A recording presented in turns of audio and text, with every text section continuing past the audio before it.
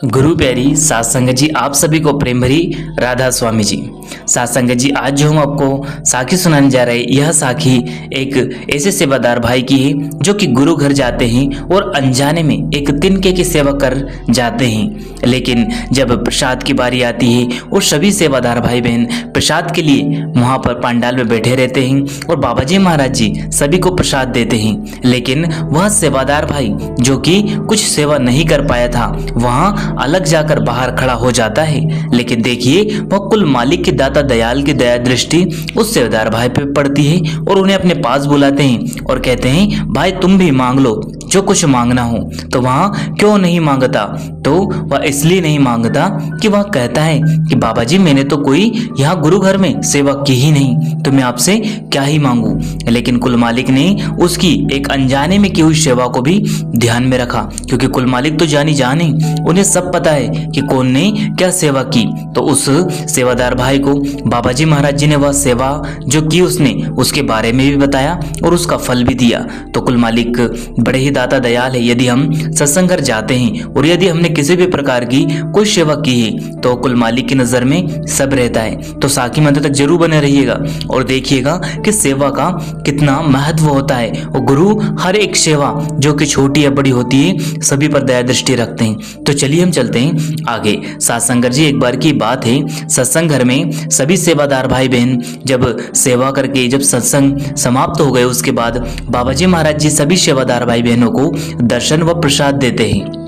और सभी स्टेज जो वहाँ पे बाबा जी महाराज जी का लगा होता है वह बड़े ही प्रेम प्यार से बाबा जी महाराज जी के दर्शन करने के बाद सेवादार भाई बहनों को बाबा जी महाराज जी दर्शन देने आते हैं और प्रसाद के रूप में दया दृष्टि डालने आते हैं। तो साथ संगत जी, एक बार की बात है, बाबा जी सेवादारों को प्रसाद दे रहे थे। सभी सेवादार भाई बहन प्रसाद ले भी रहे थे। एक सेवादार भाई जो कि बहुत ही पीछे खड़ा हुआ था, बाबा जी ने उसको देखा और कहा, भाई तू भी मांग ले जो तुझे मांगना है, बाहर क्यों खड़े हो। वहां उसे सेवादारों को भेजा और उन्हें भी बुलाया। तो सेवादार भाई बोलने लगे, है मेरे दाता दयाल, मैंने तो कोई भी सेवा नहीं की, तो मैं आप जी से क्या ही मांगू। तो बाबा जी महाराज जी ने उस भाई से कहा कि सोच ले, कोई तो तूने सेवा की होगी इस सत्संग घर में। तो वह भाई बोला, मुझे तो कुछ भी नहीं पता। फिर बाबा जी बोले कि तूने कुछ तो सेवा की होगी। इसके बाद भी वहां भाई बोलने लगा, मुझे तो कुछ याद नहीं बाबा जी। तो बाबा जी महाराज जी ने बताया कि तू कहे तो मैं बता दूं। तो बाबा जी बोले कि तूने एक झाड़ू जो कि बाहर पड़ी हुई थी उसके तिनके अलग अलग थे, तूने उसे इकट्ठे करके बांध कर रख दिया और उसके बाद वहां झाड़ू कई दिनों तक यानी कि काफी समय तक यहाँ सेवा में इस्तेमाल हुई, जिससे कि तेरे सेवा भी बनी। तो वह सेवादार भाई यहाँ सुनकर दंग रह गया और यहाँ उस मालिक की दया मेहर सुनकर उसकी आंखों में आंसू आ गए। संगत जी, दिल से की गई छोटी सी सेवा भी उस मालिक के चरणों में मंजूर होती है और वो उसका फल बहुत ज्यादा देता है। तो साथ संगत जी, कोशिश करें कि जब हम सत्संग घर जाए तो उस कुल मालिक की हर एक सेवा को ना तो छोटी समझे और ना ही बड़ी, जहां मौका मिले जरूर सेवा का लाभ ले जी, क्योंकि सबसे ज्यादा अगर दया मेहर होती है तो वहां पर सेवा के रूप में होती है।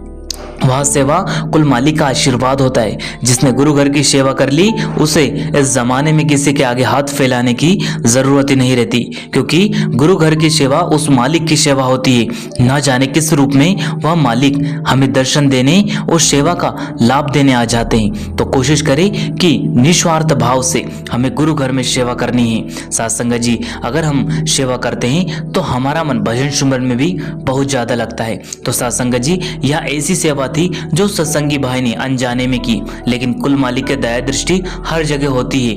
उन्होंने उसका फल उसे इतना दिया कि हम शब्दों में बयान नहीं कर पाते। तो साथ संगत जी, कोशिश करें कि सेवा का जब भी मौका मिले जरूर करें। इसी के साथ अपनी वाणी को विराम देते फिर मिलते हैं किसी और वीडियो में। तब तक आप जी अपना और अपनों का ध्यान रखें। अगर वीडियो पसंद आया हो तो लाइक करें, शेयर करें और चैनल को सब्सक्राइब करके बेल आइकन को ऑल पे प्रेस कर ले, जिससे कि आपको ऐसी रूहानियत भरी साखी मिल सके जी। अंत में आप सभी को प्रेम भरी राधा स्वामी जी। शुक्रिया।